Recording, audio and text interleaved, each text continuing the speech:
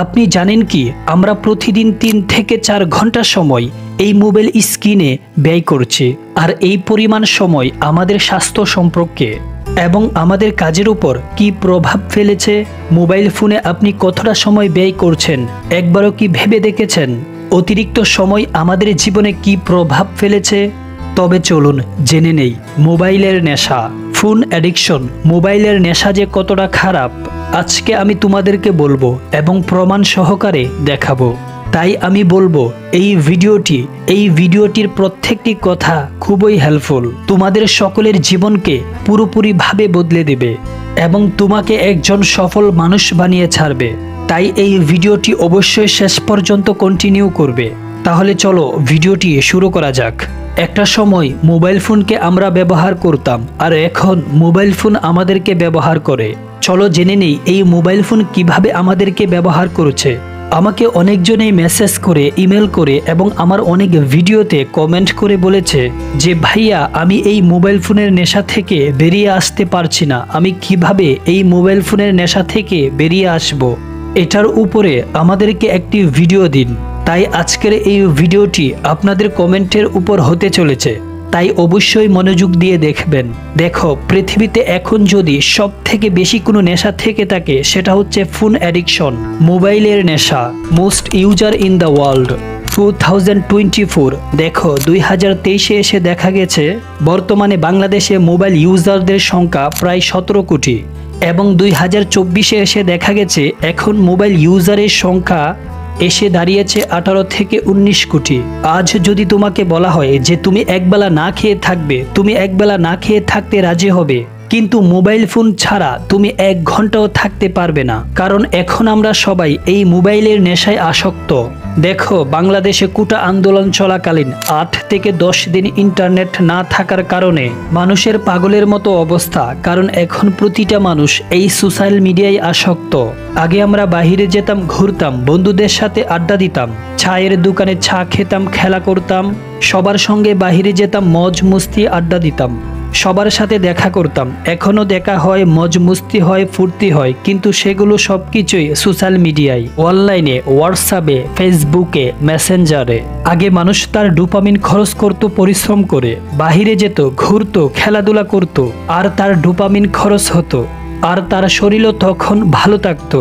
কিন্তু এখন দেখো, প্রায় মানুষের ডোপামিন এই মোবাইল দেখে দেখে খুব সহজেই নষ্ট করছে এবং সে দিনের পর দিন আস্তে আস্তে এই মোবাইল অ্যাডিকশনে আসক্ত হয়ে যাচ্ছে। সে নিজেকে শেষ করে ফেলছে। এখন মাথা ব্যথা, রাতে ঘুম হয় না, চোখের নিচে কালো দাগ, চোখে কম দেখা, জ্ঞান বুদ্ধি কমে যাওয়া, এই সব কিছুর কারণেই হচ্ছে মোবাইল ফোন অতিরিক্ত ব্যবহার করা। দেখো, তুমি তোমার দিনের কত ঘন্টা মূল্যবান সময় এই মোবাইল ফোনে নষ্ট করছো সেটা তোমার স্ক্রিন টাইমে দেখতে পারবে। 2024-এ এসে জানা গেছে একজন মানুষ প্রায় প্রতিদিন 5 থেকে 6 ঘন্টা এই মোবাইল ফোনের পিছনে ব্যয় করছে। দেখো, এই মোবাইল ফোন আমাদেরকে কিভাবে শেষ করে দিচ্ছে। আমি এটা বলছি না যে মোবাইল ফোন ব্যবহার করাই খারাপ। দেখো, এখনকার যুগে যদি সব থেকে ভালো কোনো জিনিস হয়ে থাকে সেটা হচ্ছে মোবাইল ফোন, কিন্তু তুমি যদি এই মোবাইল ফোনটাকে খারাপভাবে ব্যবহার করো তাহলে সেটা হবে তোমার কাছে সব থেকে খারাপ একটি বস্তু। এখন তুমি যদি চাও এই মোবাইল ফোনকে ভালো কাজে ব্যবহার করতে পারো, আবার খারাপ কাজেও ব্যবহার করতে পারো।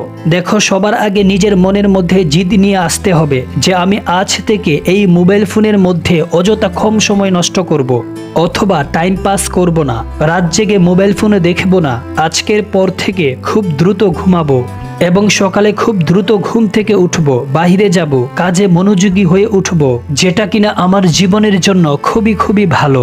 এখন মনে জিদ নিয়ে আসো। যেভাবে আমরা পরীক্ষার আগের দিন ভাবি যে কালকে পরীক্ষা, আজকে আমাকে খুব দ্রুত ঘুমাতে হবে এবং খুব সকালে ঘুম থেকে উঠতে হবে, পড়াগুলো সব মুখস্থ করতে হবে, ঠিক একইভাবে তুমি মাত্র 7 দিন এই মোবাইল ফোনকে গুরুত্ব না দিয়ে তোমার পড়াশোনায় মনোযোগ দাও, তোমার কাজে মনোযোগ দাও। তোমার কি মনে হয় যে মোবাইল ফোন ছাড়া কি জীবন চলবে না?